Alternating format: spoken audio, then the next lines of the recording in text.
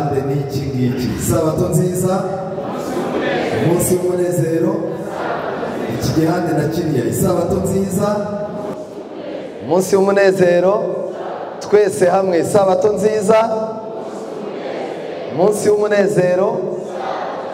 Amen. Umuntu arebye ukuntu mwicaye n'uburyo murimo kurekura ijwi, Imana ibaha umugisha. Ndagira ngo rero nshimire cyane Imana yaduhaye amahirwe kandi Imana yaturinze kugira ngo dutangire aya materaniro. Ariko by'umwihariko reka mbanze nshimire uyu mwana, ababyeyi baraha. Niba ababyeyi b'uyu mwana bagize umugisha wo kuba aha ngaha, Imana ibaha umugisha.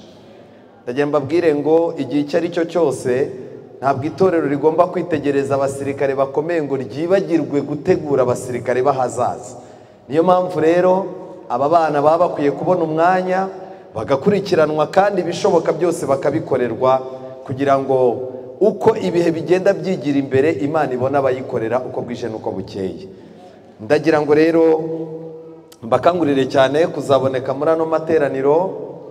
Dufite insanganyamatsiko nziza ivuga ngo ukuri kweruye. Muri no minsi ukuri kwabaye kwinshi, ndetse kurimo kurerurwa mu buryo butandukanye.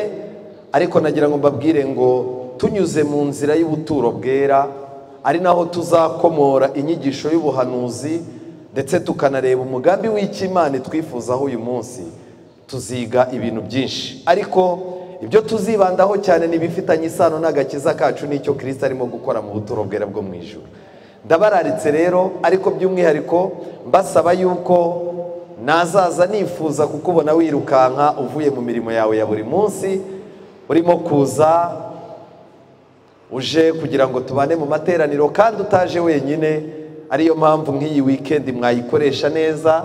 Umwanya turaba dufite igitaramo, umunsi w'ejo ni weekend, mushobora kwicara mugashaka abantu b'inshuti, umuntu w'umuvandimwe wawe ukamurarika, ku buryo byibuze buri mwizera hano icyumweru kimwe kitazashira atarabura n'umuntu n'umwe yagejeje hano, kandi Imana izabibaheramo umugisha. Ndagira ngo rero nshimire cyane ubuyobozi bw'iri torero bwakoranye n'itorero ryanjye bakanyemerera kuboneka aha.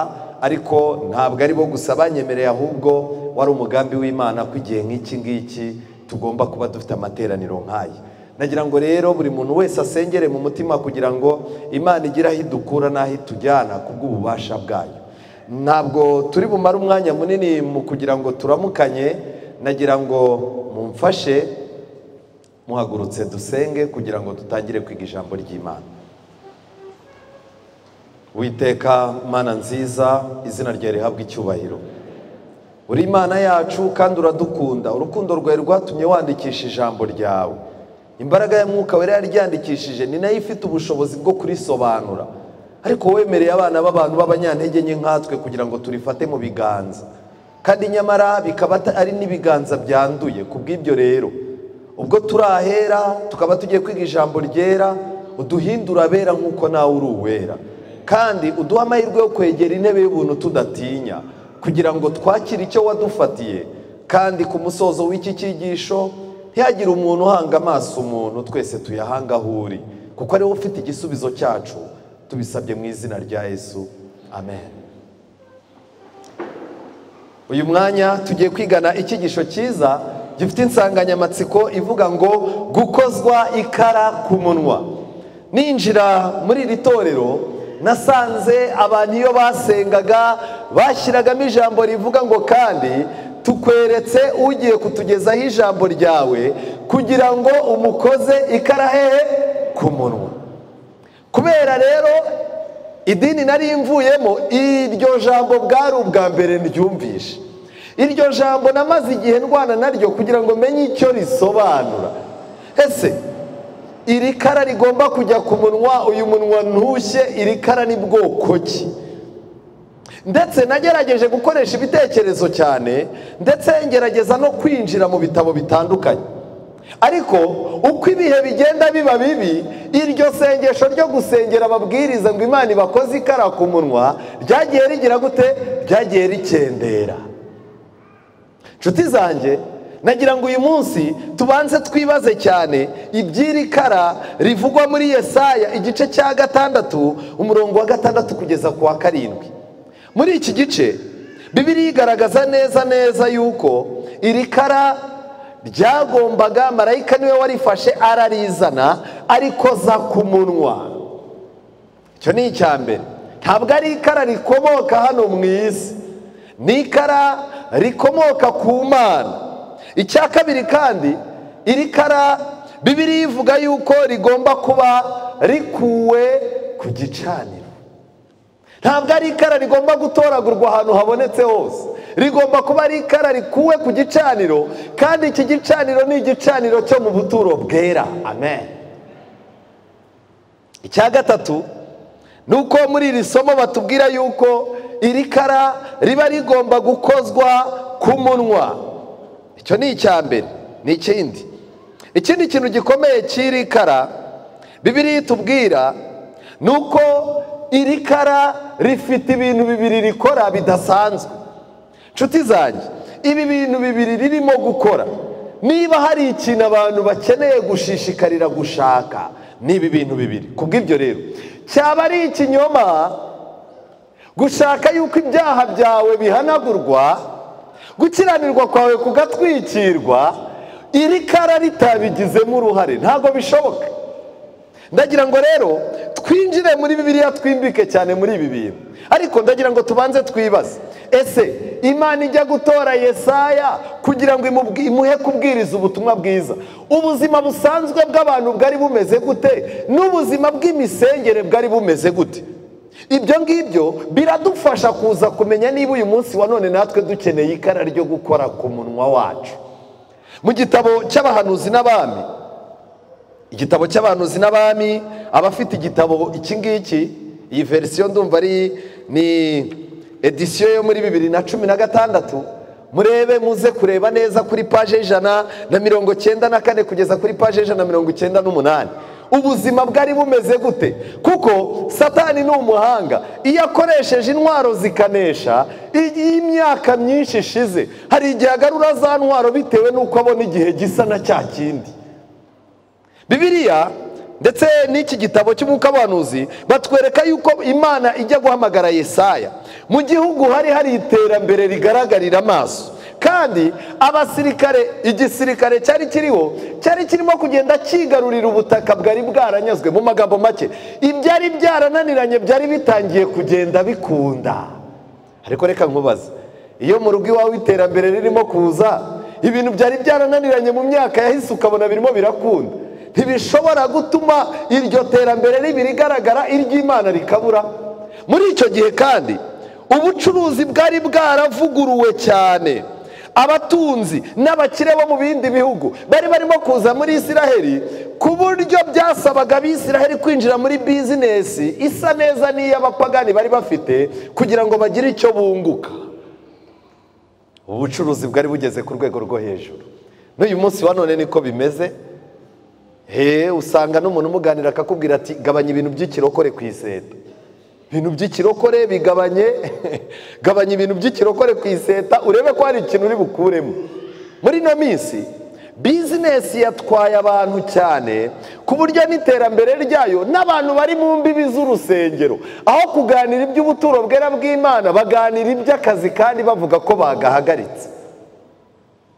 Muri iki gihe kandi hariho umwami witwaga Uziya. Uyu mwami witwaga Uziya yakoze ibintu bidasanzwe, yubaka izina, kugeza ubwo muri iki gitabo banditse ko izina rye ryaratumbagiye cyane. Kandi ni ibintu bibiri, iyo izina ry'umuntu ryatumbagiye cyane bisaba ko iry'Imana ryo rimanurwa hasi. Niyo mpamvu iyo izina ry'umupasitoro ryazamutse cyane, iyo izina ry'umubwiriza w'umurayiki ryazamutse cyane, iyo izina ry'itorero runaka ryazamutse cyane, hari igihe biba ngombwa yuko iry'Imana risa n'irimanuka, kandi ntibyari bikwiye.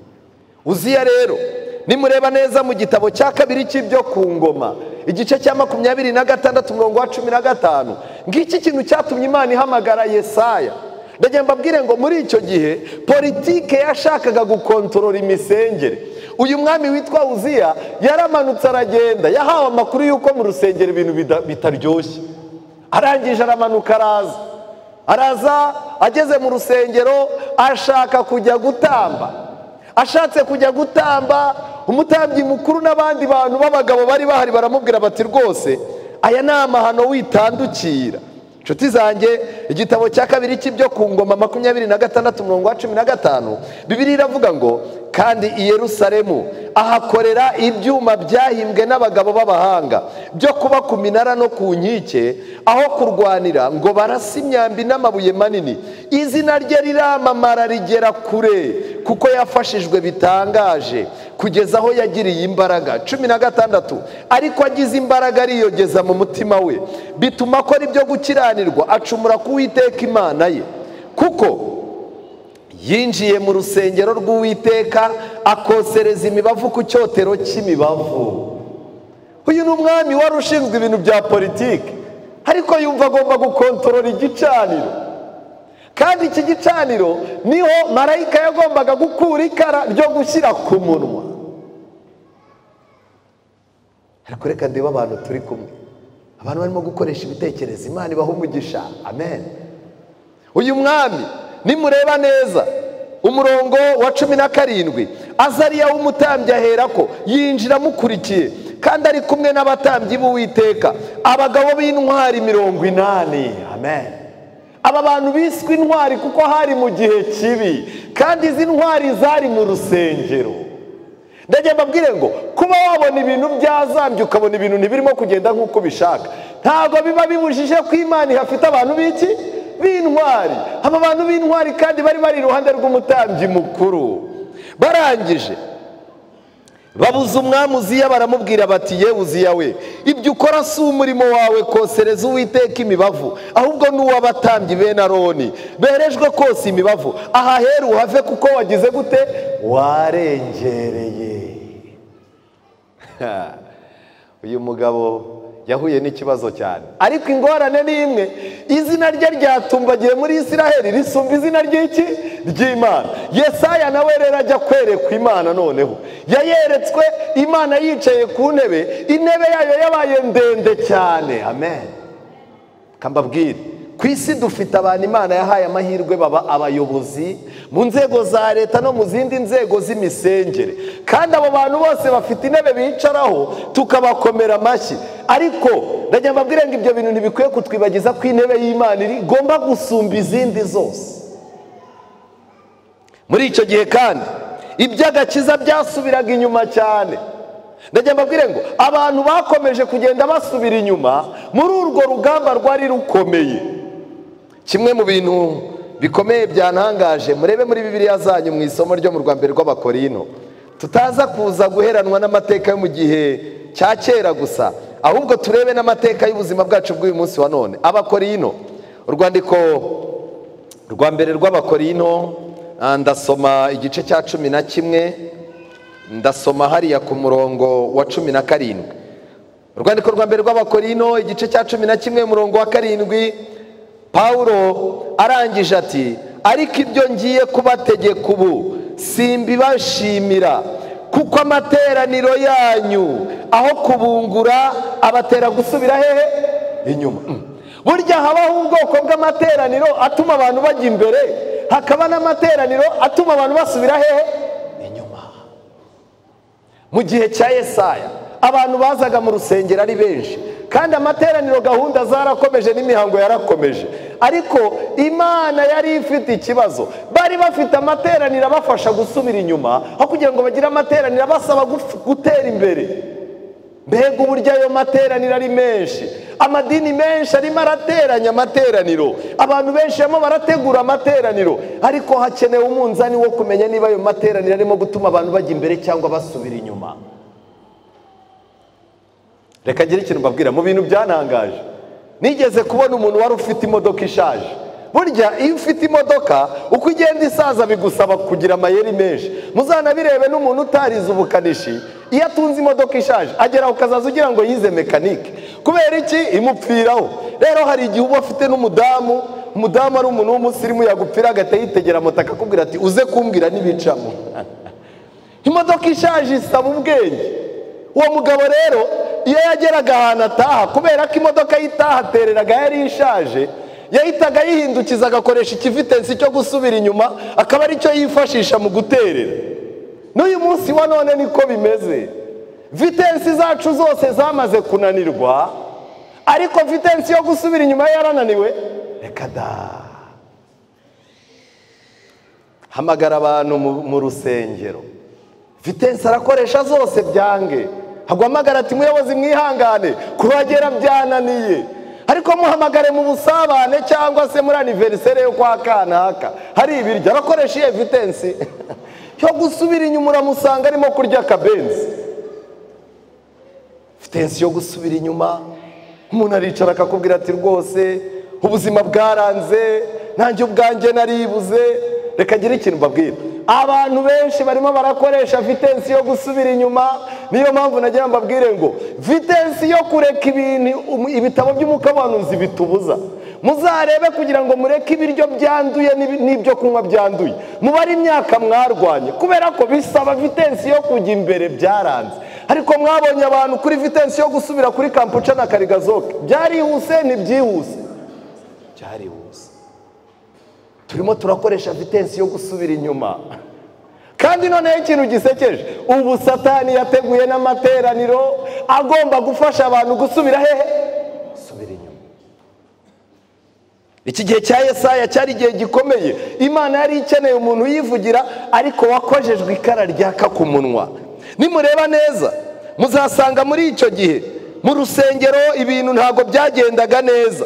Ubwibone bwasimburaga guca bugufi. No mu rusengero warabibonaga, ukabona yuko ubwibone bwagwatiriye guca bugufi mu mitima y'abantu. N'uyu munsi wa none niko bimeze. Umuntu wese yihagazeho. Ikimenyimenyi, umuntu azaba yafashe mikrofone atararepese, uri umuyobozi wa korari uyu mwaka uyihereza undi, ahita akubwira ati igikorari cyanyu gisigarane sinzagaruka. Kubera iki? Abantu n'abarakare. Ibintu byo guca bugufi nta bihari. Muri icyo gihe cya Yesaya kandi hariho icyaha cyitwa kwihandagaza. Icyaha cyo kwihandagaza, umuntu yakoraga ikintu, umuntu yararengeraga, wamwegera uti warengereye, reba ibikureba ibitakureba urebe hasi. N'uyu munsi wa none niko bimeze. Niyo mpamvu tumaze kugira urwego rw'abayobozi baceceka ku buryo yirinda kwiteranya n'abantu. Uriya mwana so kwa kanakara mu kiyobozi, yego yada ntiteranya. Ngiki kibazo kurengera. Kandi uretse ibyo ngibyo, abantu bari bahugiye mu kurarikira indamu z'isi, abantu bari barashoye imbaraga mu gushaka inyungu. Kandi ikintu bari bagendereye ni kimwe, ni ukugerekeranya amazu no kungikanya imirima. Nibyo bintu bibiri bari barimo. Kandi igihe Yesu yacaga umugani w'ubukwe bw'umwana w'umwami, niba mubyibuka, harimo umuntu umwe wavuze ngo yifitiye igikingi, undi nawe ajya mu rutundo. Yesu azaza asanga abantu baharangariye ibintu bibiri. Icya mbere, kubaka ubuzima bw'imibereho, cyo ni icya mbere. Icya kabiri, guhangana n'utwo wagezeho ngo tutagucika. Ubundi nizo ntambara abantu bose barimo kurwana. Uragana n'umuntu akakubwira ati karito nacuruje n'amagi nacuruje, ubu ndangaye gato nayisubiraho. Ubu hano imbere yanjye hicaye abantu b'abanyabwoba, isi yabitsemo ubwoba. Mu gihe cya Yesaya nta yandi makuru. Iterambere ry'Imana ryaranze, ahubwo umuntu akazaza abaza undi uburyo yagerekeranyije inzu, umuntu akabaza undi aho imirima iri ku buryo yayegeranye. Kandi ibyo nimubishaka murabibona muri Yesaya igice cya 5:8. Nta muntu wari ufitiye umukene impuhwe, ubutabera bwaragoretswe. Umukene buri muntu wese yamubonaga nk'urwego wakuririraho kugira ngo ugere aho ushaka kugera. N'uyu munsi wa none niko bimeze. Umuntu arimo araza akareba abakene b'abamama ati nimwiyunge mbandikishe mwishyirahamwe. Yarangiza akabajyana, mugasinya amafaranga, mukazategereza kwaza akayahindura itike akigira hanze. Umuntu arimo araza akareba abantu b'abahinzi boroza ati nimwiyegeranye hari umuntu bakunda mubereke. Mukifotoza, mwamara kwifotoza hakazana abantu bagapima imirima yanyu, mwazajya kumva mukumva ngo ari mu Burayi. Abakene bahindutse inkweto umuntu wese yambara ashaka kugera aho ashaka. kandi ikibazo gihari no mu rusengero byaraje. Abadiyakoni babakeneye, umuntu aba ashaka ko aribo bahora ku rusengero. Mwagiyemo ababarira nabo bakajya guhiga. Hamagara kanaka aze kunsimbura, niwe utagira icyo akora.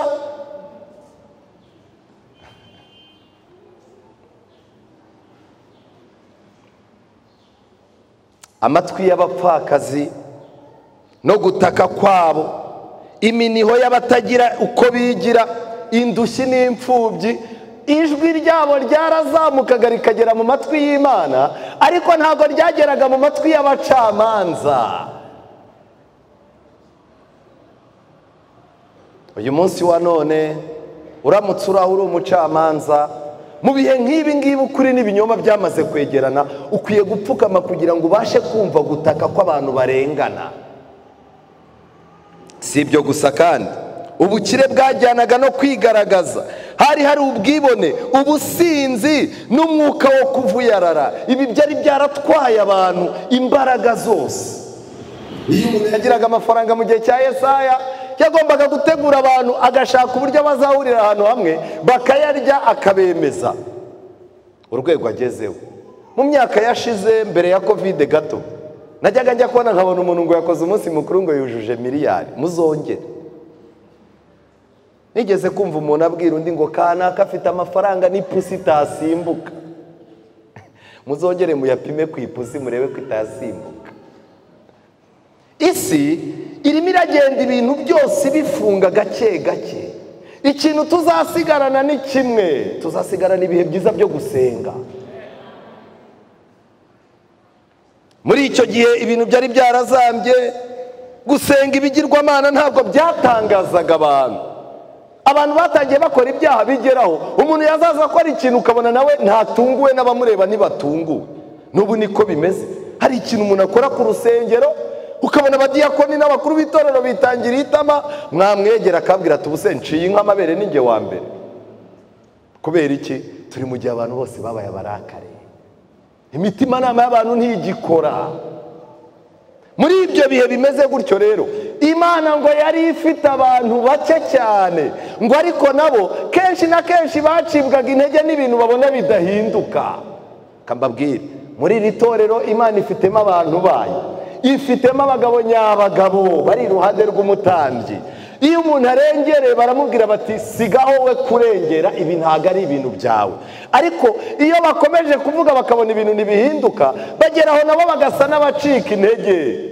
Yesaya rero ibintu byamutangaje ni ibihe? Twagiye muri Yesaya igice cya 6.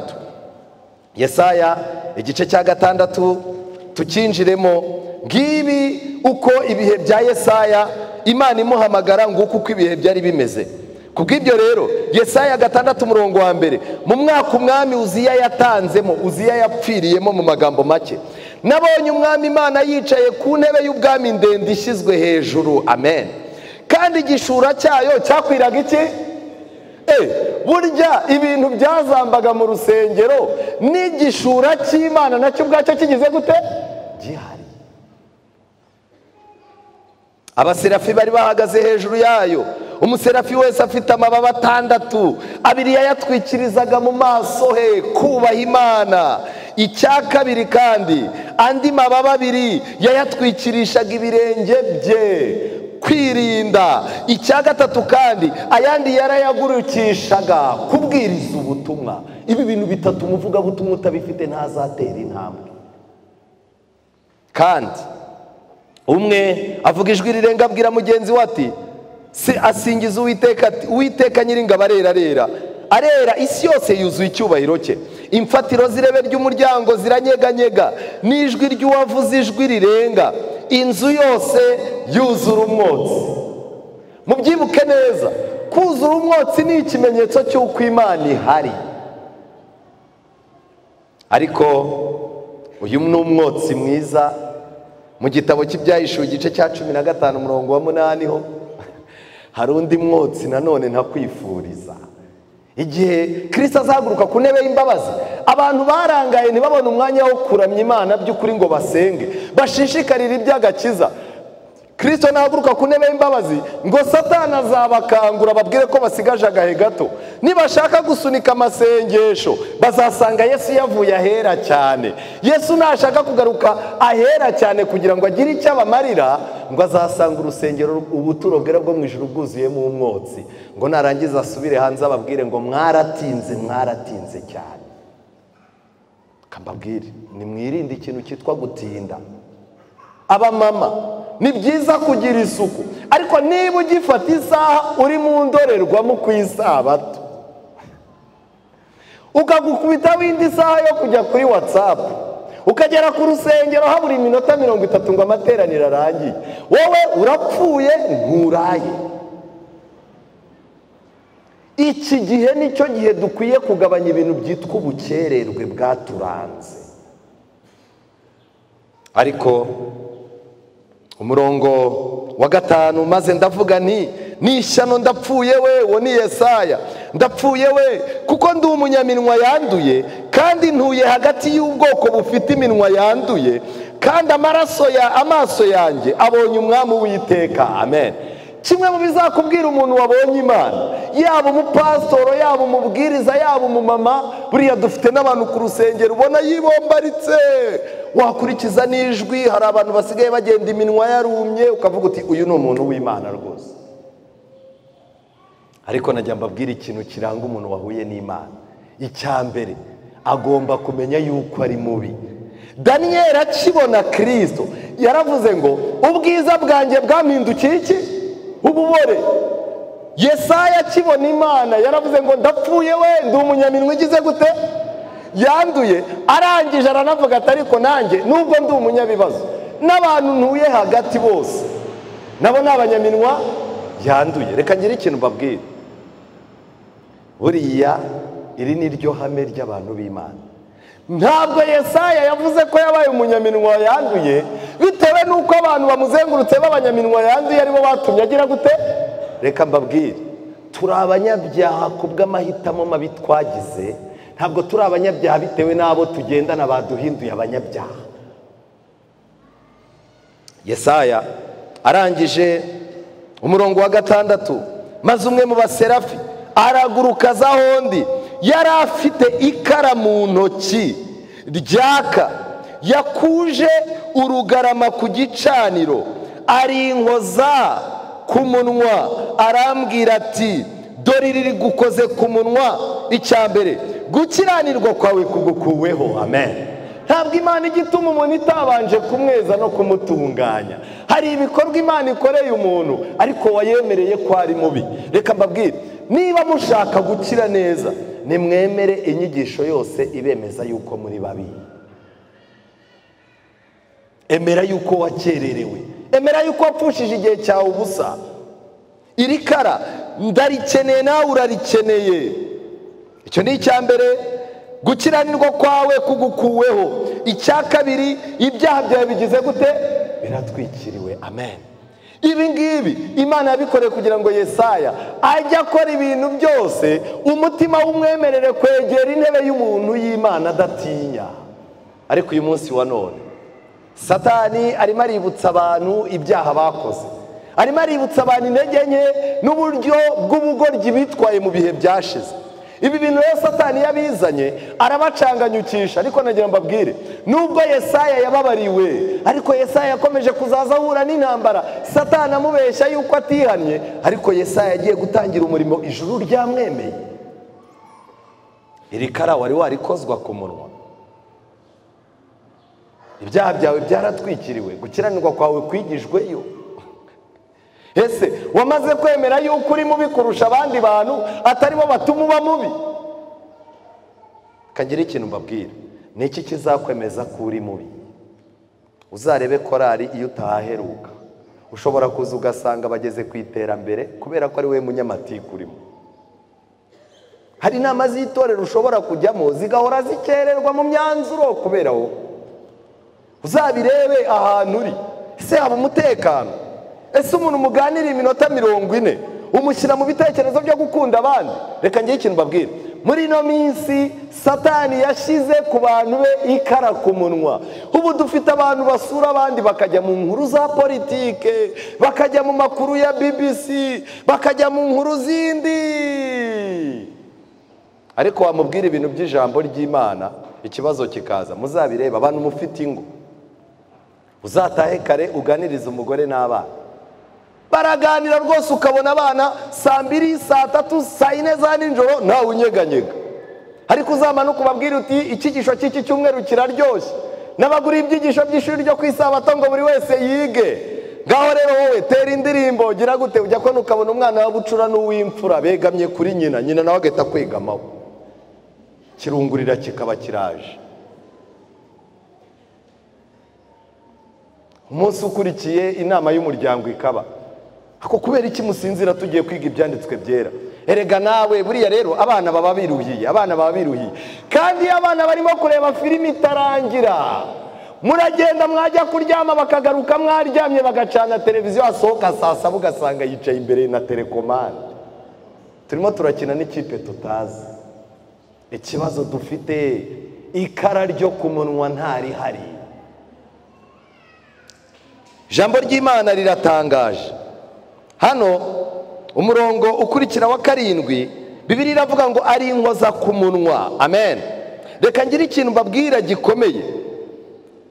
Muri Matayo igice cya 28, Matayo 28, murebe muri Bibiliya zanyu. Matayo 28, Matayo igice cya 28. Mu rupfu rwa Yesu hari ikintu cyahabereye kandi Satani agiye gukora uyu munsi wa none. Nshuti zanjye, iki kintu mukitondere cyane.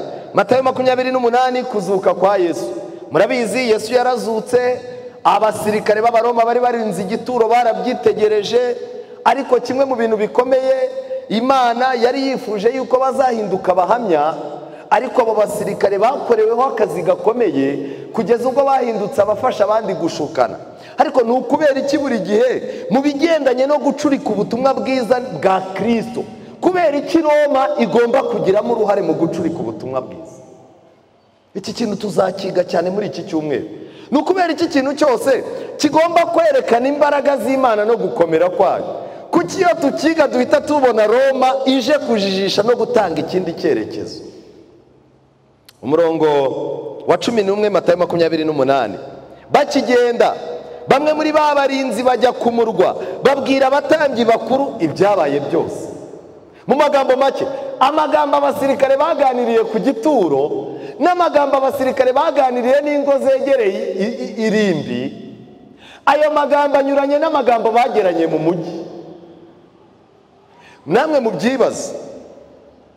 Bakigenda bamwe muri babarinzi bajya mu murwa, babwira abatambyi bakuru ibyabaye byose.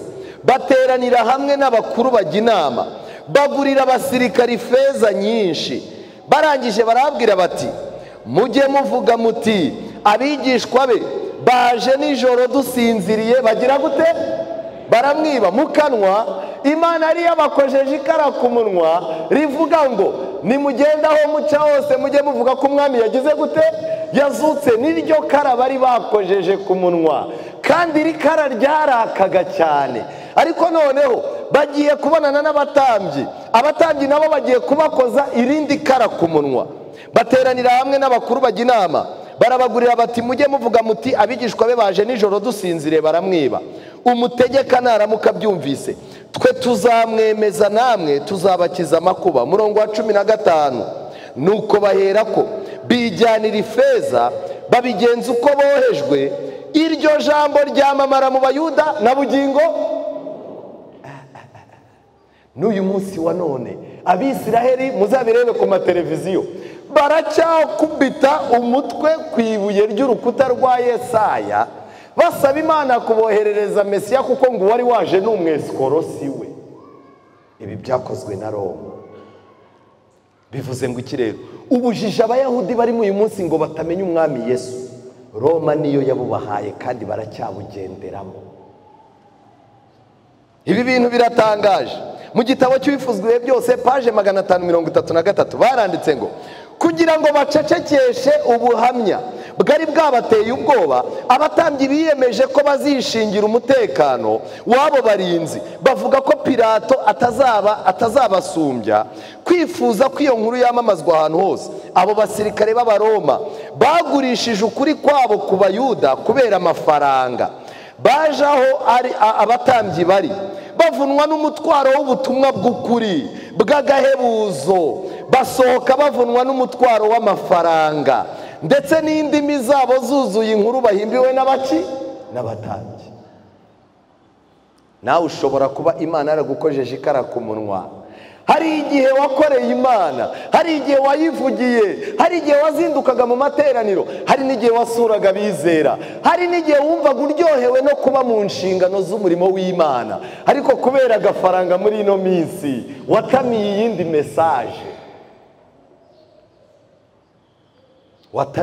mesaje. Umuntu Imana yakojeje ikara ku munwa ikamubabarira ibyaha bye, gukiranirwa kwe kugatwikirwa, ntabwo ashobora kwiyumanganya. Impamvu twiyumanganya, impamvu uhura n'abantu mwiganye ntubamenyeshe ko wamenye Umwami Yesu, impamvu abaturanyi bawe batazi yuko unasenga, impamvu aho ukorera abantu baguhimbye amazina, ni ukubera iki? Ntago wemeye ngo Imana igukoze ikara ku munwa. Umuntu Imana yakojeje ikara ku munwa ntabasha kwiyumanganya. Abantu benshi ahantu bakiriye umutwaro w'ubutumwa bwiza bw'ukuri, bagiye kuzaza bahagera bikoreye ubundi butumwa bitewe n'amafaranga barimo gusarura mu bintu bitandukanye. Hano ibi bintu biratangaje cyane.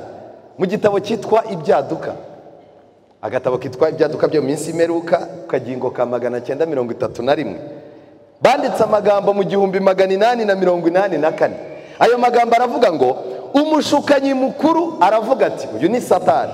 Umushukanyi mukuru aravuga ati, ikiduhangayikishije cy'ingenzi. Mutega amatwi, buriya Satani ni umuhanga, azi ibimuhangayikishije ariko akamenya n'iby'ingenzi. Ikiduhangayikishije cy'ingenzi ni ugucecekesha burundu agatsiko k'abaruhuka isabato.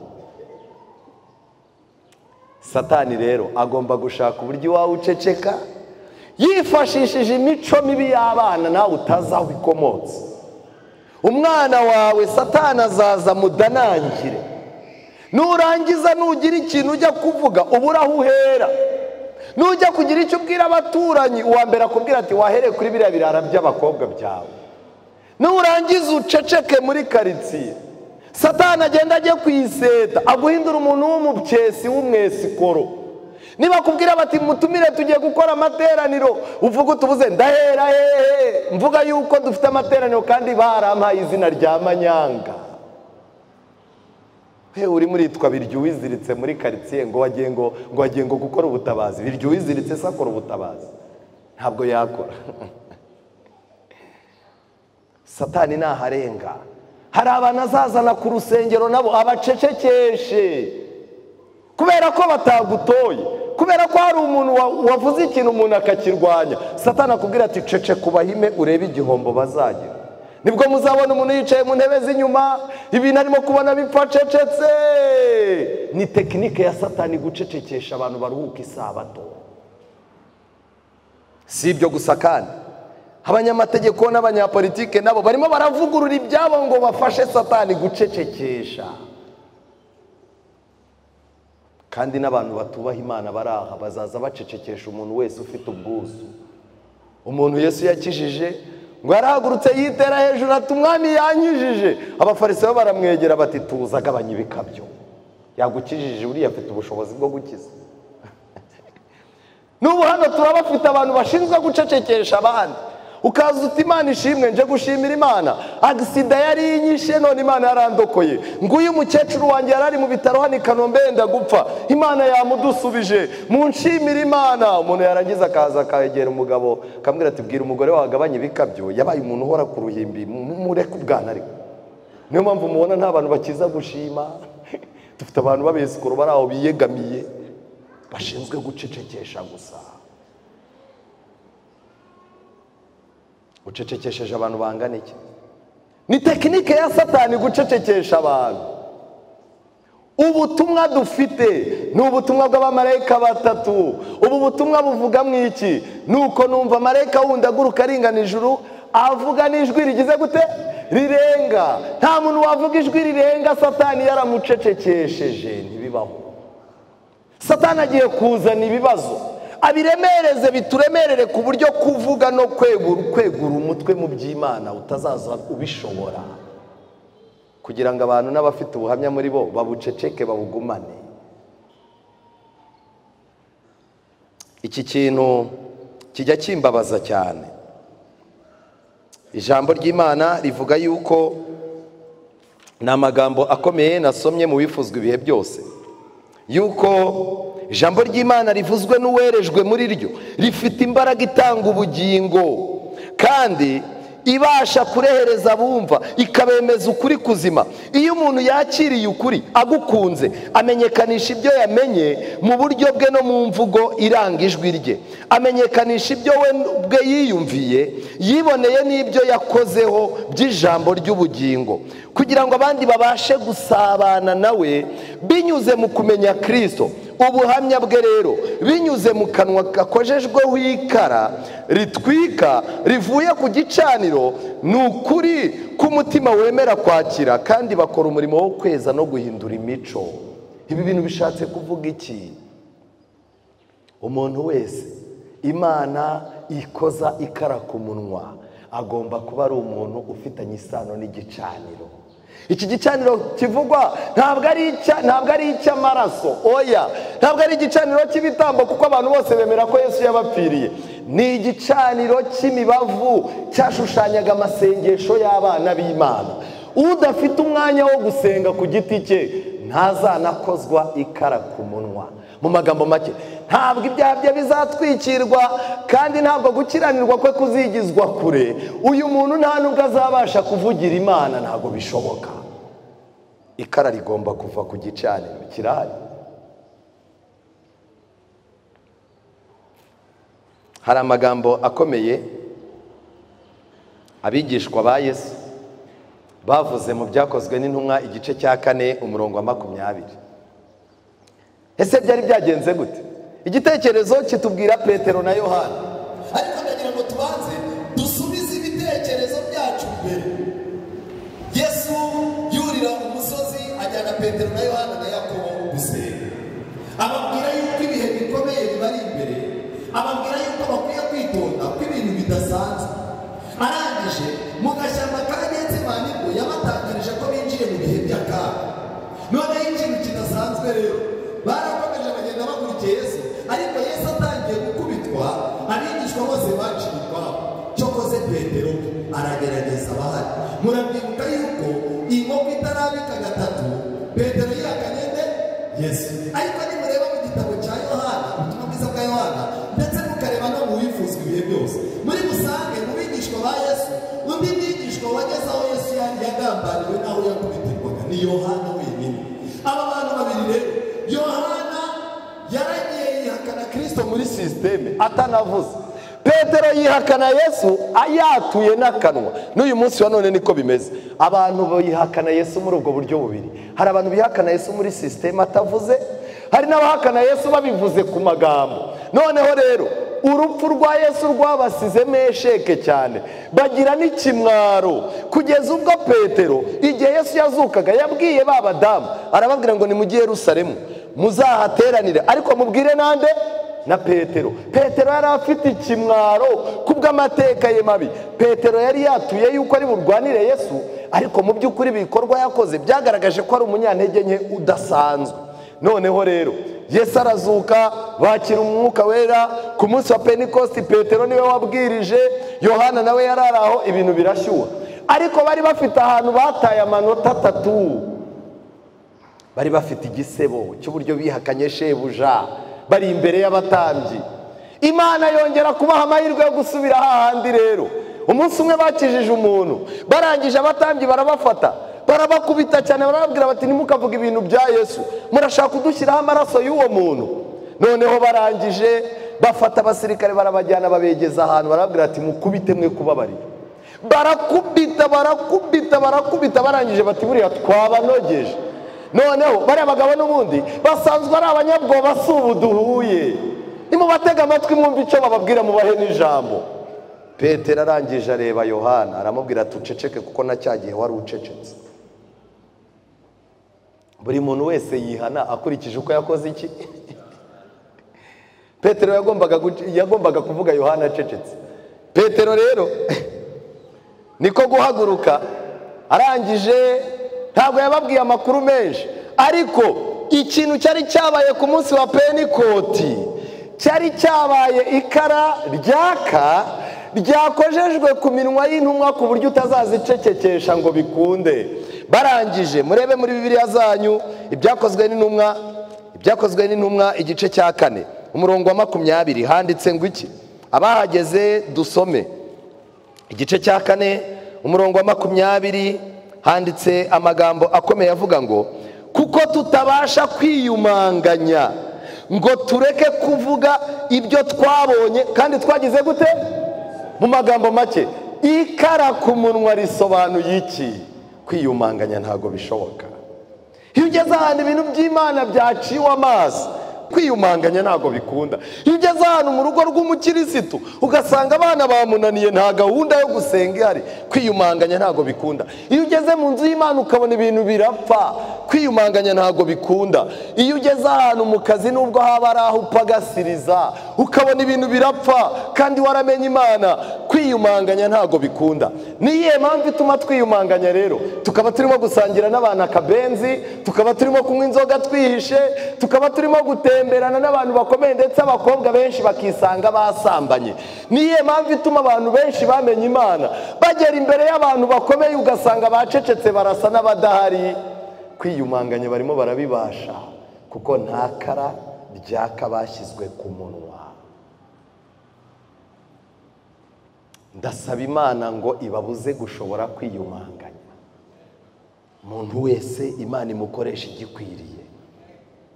Hari ahantu henshi twagiye tujya tuhata amanota, hari aho twatuye, hari aho twakoreye, hari abo twabanye, hari abo twaririmbanye, hari abo duherukana tutarasenga. Imana irimo irongera kuduha amahirwe kugira ngo noneho tubashe kuvuga, tubashe kwerura. Ariko uhisha ibicumuro bye ntazagubwa neza.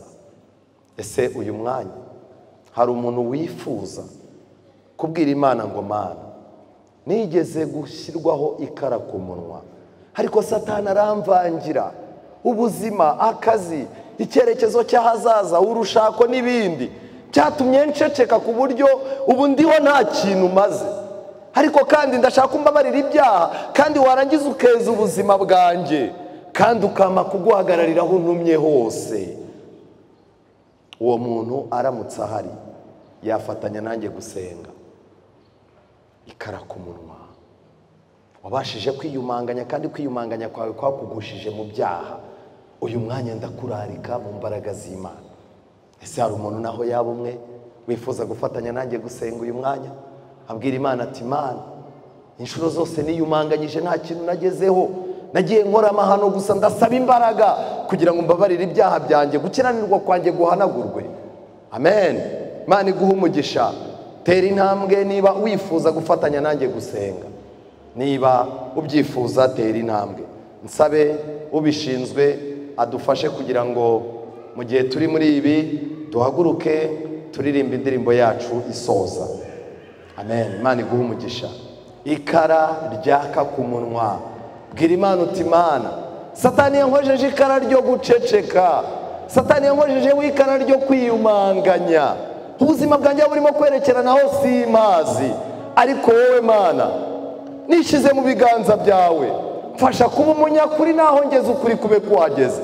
Hari ahantu nagiye mpata amanota, hari ahantu nitwaye nabi ndetse ndahibuka isoni zikanyica, ariko Mana mpa amahirwe yo kuguhagararira ku buryo uzambona azamenya ko nakumenye. Ibyo ubwabyo birahagije. Amen. Amen. Imana iguhe umugisha. Tera intambwe. Ndanyambabwire ngo urugendo tugiye gukorana rw'ibyumweru 2, icyambere ngiki nikigucika karaba kakubayeho. Icyambere ni ugukozwa ikara ku munwa, ibyaha byacu bigatwikirwa, gukiranirwa kukigizwayo, amaraso ya Yesu akatwereka ko turi babi. Niki ijambo ry'Imana rishinze. Amen. Imana ibaha umugisha. Wowe urimo gutekereza ukumva ukeneye guhaguruka, aya ni amahirwe adasanzwe. Ntiwemerere Satani kuguma kukwicaza. Kubera iki? Imbaraga iduhagurutsa twihana ni nayo mbaraga izaduhagurutsa Kristo atungutse ku bicu. Amen. Imana iguha umugisha. Satani yagiye adupfura amababa. Dufite ubutumwa bw'abamarayika batatu tugomba kugurukana, ariko Satani yadupfuye amababa tuvugira aho twicaye. Saba Imana iguha amababa wongere uguruke mu byayo. Amen. Mushiki wanjye, Imana iguha umugisha. Imana iguha umugisha. Ukunesha imbaraga ikwicaza hamwe, ni nako urabunesheje imbaraga yicaza umutima wawe mu kibi. Tuhagurutse indirimbo yacu isoza tuyiririmba kandi tunayitekerezaho cyane, kandi Mwuka w'Imana nakabaka mu mutima wawe muri ino ndirimbo utera intambuze. Amen. Unamuteza amagambo y'ubwami bwo mu ijuru ya Yesu n'ishimwe rye, ya Yesu n'urukundo rwe, iyo unamureba